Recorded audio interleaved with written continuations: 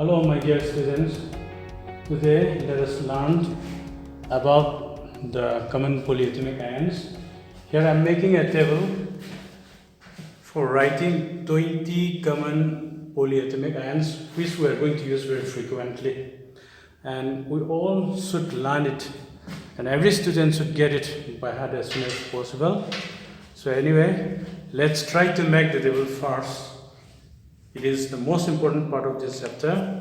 Without getting by heart the chemical formulas of these very common polyatomic ions, you will not be able to write the chemical formula. If you fail to write the chemical formula, you will not be able to write the chemical equations. So it's very important, just keep it in your mind and learn by heart as soon as possible. Okay, let's start. Aina sida common polyatomic ion pani am toina sinagado masing yam yami adubu toina sinagado khangalagadi thidoni yamana te sida ina kun ka khangala thame class 9 10 gidam toina di aina khangala thame ba sigi polyatomic ion kun jisina dum more than sufficient hai ta sibu simpa ko ngamagadi yam ngammena haibe ta class 10 bobi level da aduna hoide ikana paro adu yengo sida 1 2 3 4 5 6 up to 20 bo to thame the ahan baje number 1 je NH4 positive charge me yawi ko adu magi maming je ammonium ion ko ammonium ion ko usme atre ammonium ion id NH4 positive charge sama not NH3 is the ion nate molecule namkhane ammonia gas aibdo aduga siga manade ko sina NH4 with one positive charge. And next we call it hydronium ion. Sina hydronium H3O, one positive charge. Hydro and hydronium ion. See ani subasina. The CO3 positive charge ani sina carbonate kawai. Carbonate ion have maming je tapasu yai tapasu yai. Aduga hydrogen ami yore HCO3 sina bicarbonate natragana hydrogen carbonate bicarbonate natragana hydrogen carbonate kawe yare bicarbonate haibigera natragana hydrogen carbonate haibigera matangi NO2 sidina sibausina sorry sidista negative charge oidoba this is negative charge oidoba positive charge is the piri bani sigatani hamgi ogi gatbasida atai di negative charge ngatani bicarbonate mathatna NO2 negative charge ma sina nitrate ko NITRITE chizo ion ta badam tatre sandamina sina nitrate ion oxygen ama hengalaga te gisa manale NO3 negative charge na sina nitrate sina IT na loiduba sina AT na loiduba AT na loibising je oxygen masing hengadoba IT na loibising sina oxygen masing tagadoba smaina sida sudu SO3 negative charge ani sigise sulphite sulfate IT ne loide be sai thmaina IT oxygen ahum khaktam orongani mathang jina oxygen ahum helangani sina AT ne loide do sulfate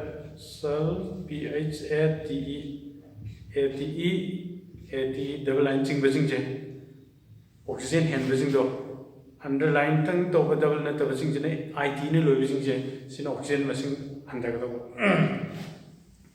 hydrogen among napsalagana adumaduda bi y jing sai tapibad baina carbonate ta ice tapsalagana bicarbonate haibad maina SO3 sulfate sida hydrogen tapsalagadi hydrogen sulfate maina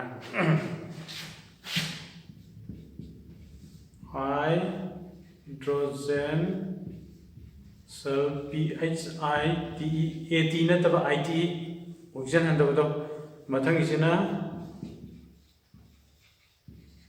hydrogen sulfate Sulf PHAT hydrogen and yaudo AT yamdana yaudana IT smaina.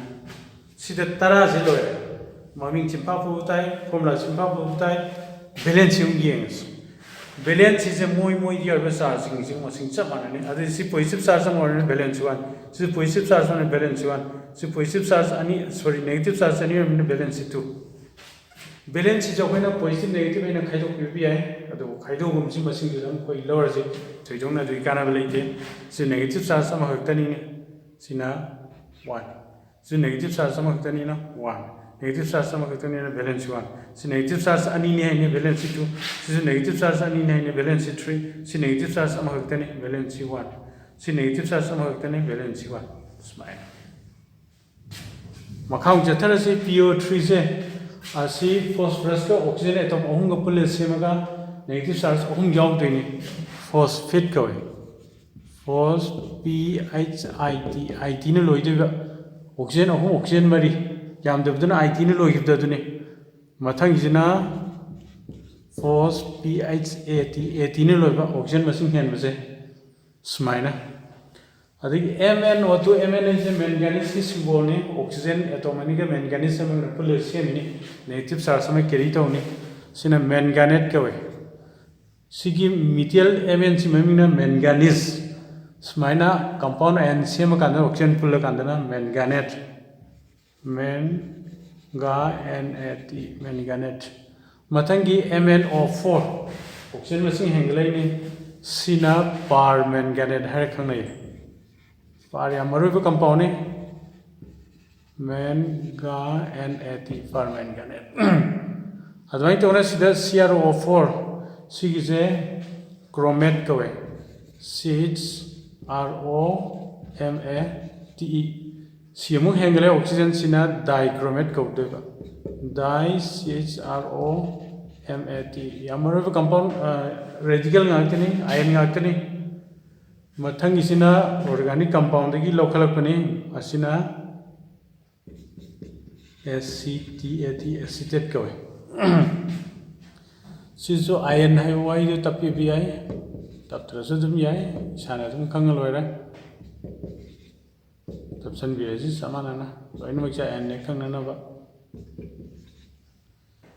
sina silicate kawe silicon ga oxygen pula semje silicate ion sina cyanide hai do yam kan mo hu ne hai do CYSINID cyanide ion sina borate ko BO boron pula semje borate ion smaina moi ju balance is moi dia charge singa samana ko sida negative charge of me on balance 3 is balance 3 si negative charge of the balance 1 negative charge of the balance 1 negative charge and balance 2 negative charge and balance 2 negative charge of balance 1 negative charge and balance 2 negative charge of balance 1 negative charge of balance 3 smile apani si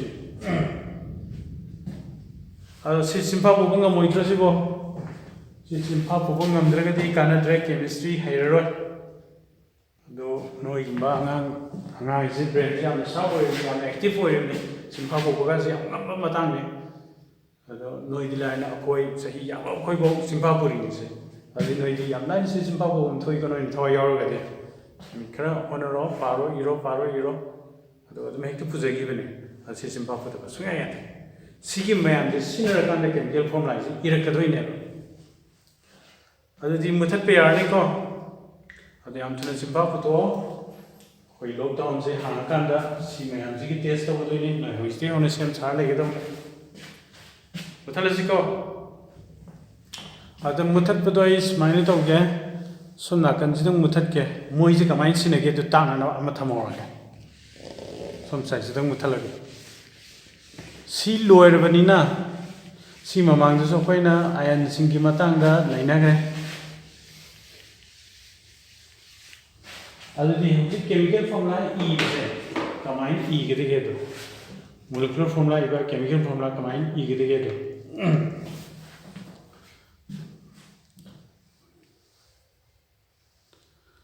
ado sumaina question oi naita E raje write the chemical formula of Rwanda maming pithorani aduna formula same deba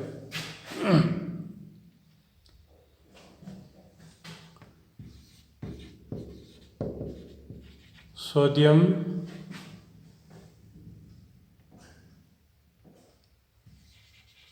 carbonate nahanba amana aluminium sulfate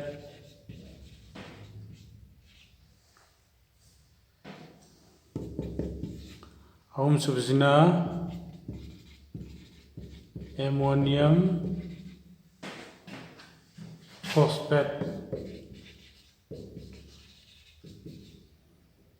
amamda one magnet loro maming pithonu na formula e doineba ada formula e by just the period me am chimpa proctor di ngara si mamanda logiba class ani pi me am chimpa proctor di yaroi doineba ada formula da kamai e yengs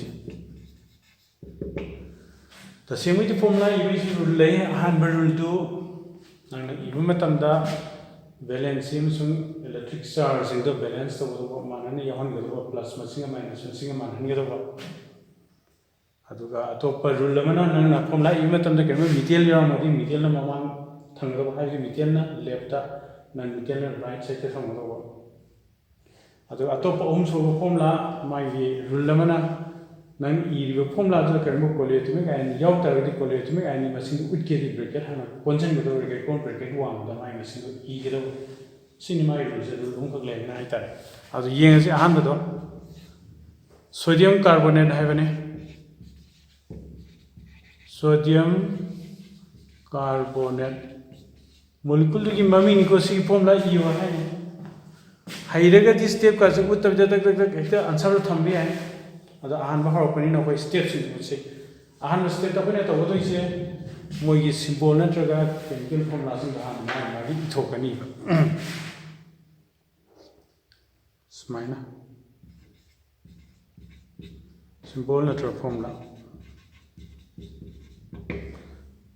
sodium की symbol दी करी होए Na carbonate की formula दी करी होए CO3 negative charge अब smile formula से हम तंदा charge इनाती है charge बोलें पुट लरोए बा अदुना अकोई carbonate की charge पुदी negative charge अनी ने से कोई खंग सिले तो carbonate ने क्या ले रहे सिले number 3 से सिले carbonate ion है से CO3 negative charge से adune ne sile loido sodium di mama in class e gira sodium symbol gado ado foreign formula iro ko matam diskumba charging senang half to si aya si magi atom machine tung utpa part dang lobiro sine confuse satna sine carbonate ki adina ne sigi chemical formula to e matam da carbonate hai si kai no mai formula kamai igi khangdra gi si pangthok pa ya aduna ne bi pa ko hai sina han step ani sub step to moi balance sing do ibiro ba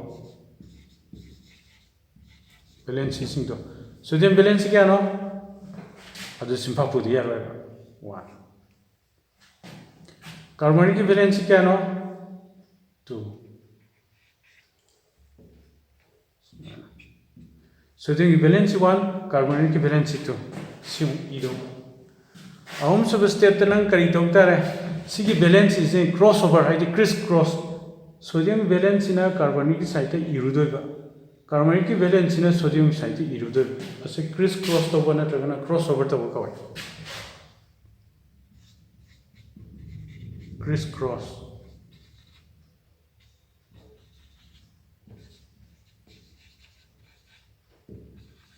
balancing sing the criss cross to ro have the ice minus thamage sodium site sigi 2 je thamani subscript hoine igida buni ko name dharaga pareng manan thambya de carbonate leire adu 1 di inate ba karba sida 2 nata 3 gumle amli carbonate to iraga san bracket call bracket wang masing i doine ba adu 1 di usually omit to buni ne inata ni se bracket ko tra share ko adu di object kari fange Na2CO3 si formula sodium carbonic formula is C never. Adu di chemical formula of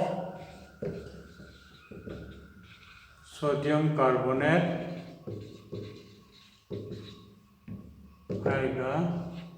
Na2CO3. 2 is a parent and a Tambia in Namdaraga. Summation of a subscribe Harakone. Subscribe when you don't want to at almost in the time. Sumina Adu Karimba Yamna Tuna Dagar or Womatamda Suma Stemans Utabida Chamchamna sodium carbonate sodium symbol tamo carbonate symbol tamo my formula tamo sodium valence in some the like carbonate valence in some the N2CO3. Stemans Utras direct question pan Tambia. My line is the time. Sima Kanganigo, Adimatangi aluminum sulfuration gangs. Aluminum sulfate is Siloctose,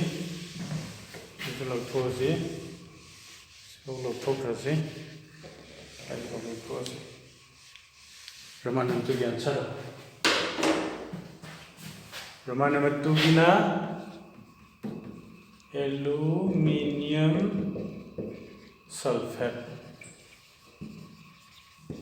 So young years. Ahan with the Kariniba, according to Piriba, compound the Yoriba, Tomatona, passing the symbol biro, from La even from La Ibiro. Other this the Lacoido, first part to symbol not a formula. Aluminum with the formula like my symbol aluminum symbol the A capital small l. Sulfate kidimadi compound iron livinina sulfate to thero the paro bicarbonate nitrate sulfate number 8 sugar. Sulfate SO4 negative charge. SO4 other you say so formula of the charge would as we are in higher got to my negative charge and is a good nova. See machine thing come over. Second step the kite of the valence either work.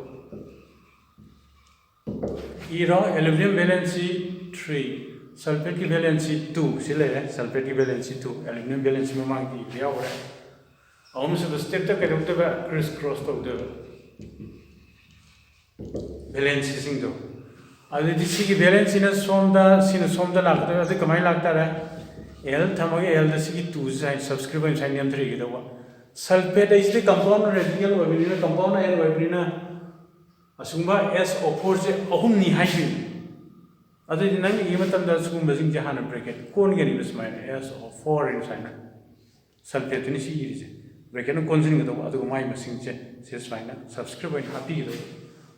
Adinana bracket out of the irreverence by Toloidra SO43 in Adilan SO43 have later SO4 have a sulfate Ohmia in his mind irreverent. Bracket Munya sulfate makes in a conga, bracket one the river trees in a great time, Adum sulfate Ohmia is dying.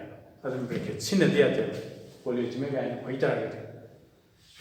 Smite of the Sisimpa Puraga, see material out television. As my chemical formula is carried away. Therefore, chemical formula of aluminum sulfate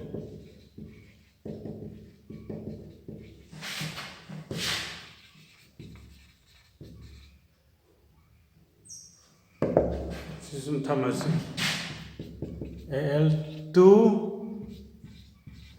as a 4 has a 3 see smile you doing it last kiss with the energy home Jenny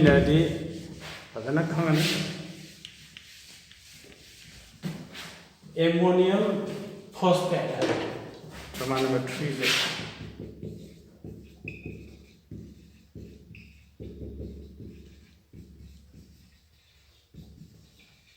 see though other hangs it pregada hamatam the formula the steps in the ulo is fine with that formula to you don't have a step can pan the some sort of direct hijacking and such direct you can take later.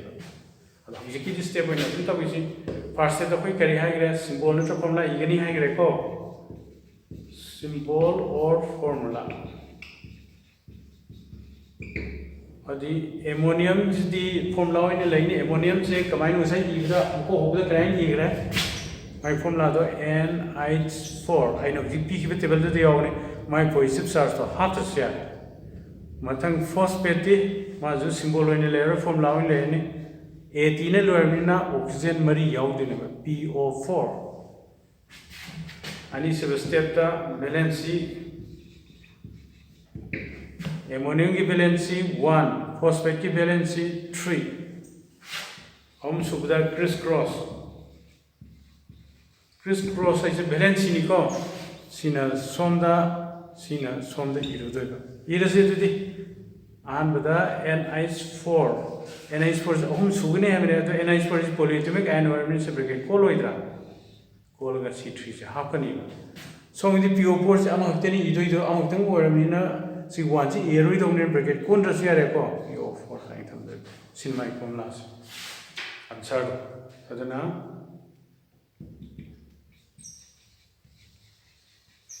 chemical formula of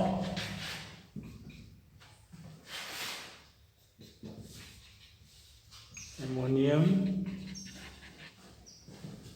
sulfate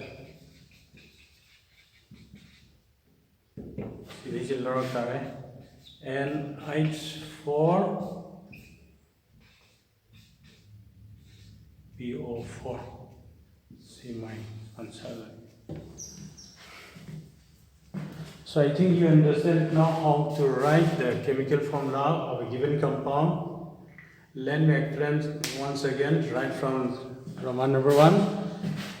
In the question in Roman number 1 you are given a compound sodium carbonate. This is the name of the compound and we are going to write down the chemical formula of it. The first step is we have to write down the symbol or formula of the given compound. In the given compound, sodium carbonate. Sodium is an element, carbonate is a polyatomic ion. So for sodium, you have to write its symbol Na. Whereas for carbonate, since it is a polyatomic ion, it has its own formula. Its chemical formula is CO3. So write CO3. This is the first step. So in the first step, what we have to do is we have to write the symbol or the formula. If no symbol is there, then we have to write the formula. And the next step is we have to write down the valencies of each component. Valency for sodium is 1, right on the side of sodium, and valency for carbonate is 2, right on the side of carbonate. This is step number 2. And last step or step number 3 is you have to crisscross the valencies. Valency of sodium you have to write on the side of carbonate, and valency of carbonate you have to write on the side of sodium, like this, crisscross. You write Na, you write CO3, and this 2 you have to write here as subscript. And this one, usually one is not written, it is omitted. And if the number 1, instead of this one, if suppose you have 2 or 3 or any other numbers other than 1, then while writing this number, before writing this number, you have to use one bracket and closing the compound or polyatomic ion. Compound radical or polyatomic ion. You have to use one bracket. But here, no need of using bracket because we are not going to write this one. One is usually omitted. So simply you have to write Na2CO3. So now this is the required formula of sodium carbonate. Like this, the same thing, the same process is repeated for Roman number 2 as well as for Roman number 3. And you use your textbook. In your textbook, you will see many questions in which they ask to write down chemical formulas of many chemical compounds. You try and practice at your home. And next time, we'll continue another part of this chapter.